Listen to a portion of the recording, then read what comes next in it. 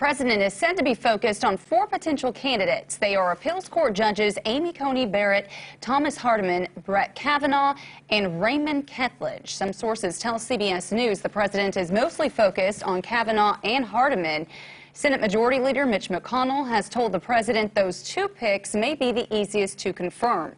The White House will target Democratic senators running for re-election in red states to back their pick. Keller 10's political analyst Dr. Brian Calfano is here once again tonight with how the president's choice could also impact 2 local candidates. That's right, and you're talking about Claire McCaskill and, of course, Josh Hawley. That's right, Heather and David. President Trump's nomination announcement tonight has the potential to shape Missouri's U.S. Senate race like perhaps no other issue. Senator McCaskill will likely have to vote on Trump's nominee prior to the November election, and there will be political fallout no matter her vote. The likely GOP Senate nominee, Josh Hawley, has cast the race as hinging on McCaskill's confirmation vote and the composition of the federal courts. Though Hawley still has to win his August 7th primary to face the 2-term incumbent McCaskill, the smart money is on a Hawley-McCaskill race this November.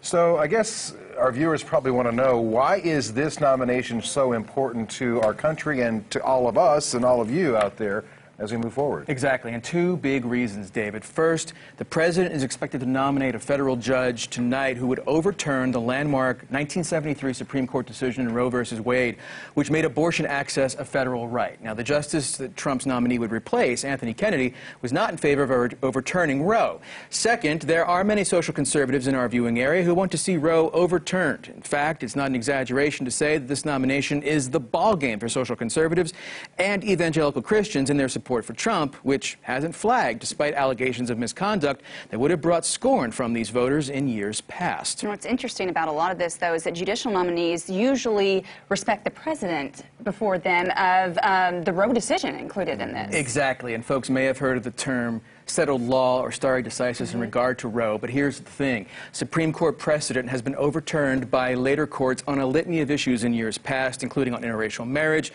the separate but equal doctrine in public accommodations, anti-sodomy laws, and workers' rights. So essentially, something is precedent until it's not. Which brings us, though, back to Missouri, Brian. It certainly does, indeed. McCaskill needs at least some votes in outstate and southwest Missouri to beat Hawley, which means she might be inclined to support Trump's nominee to attract some Republicans.